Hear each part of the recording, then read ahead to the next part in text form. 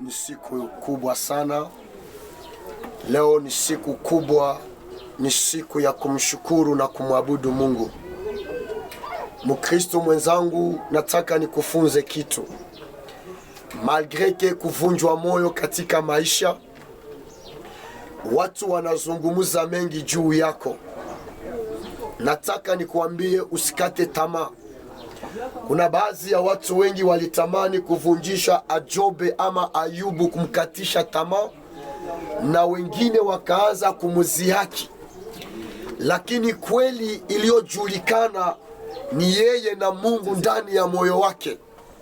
So vita za watu zinawezi kuwa nyingi juu yako, lakini na we peke unajijua kweli unatembea je na Mungu wako.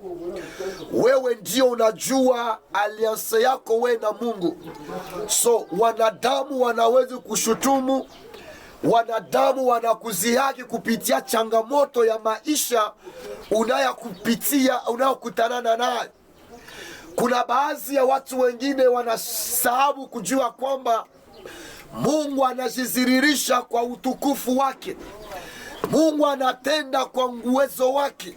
So na yule aliyempenda Mungu anamupitisha katika kipindi fulani.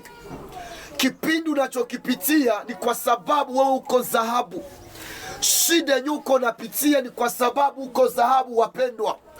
Mahali uliko popote pale, Etazini wala Asia wala Europe wala Afrika, acha nikwambie wewe, Mungu ndiye anajua wewe ni nani kesho. Na hayo kitu sikuvunje moyo. Jifunze kutembea na Mungu, jifunze kutulia na Mungu, na Mungu atakupigania.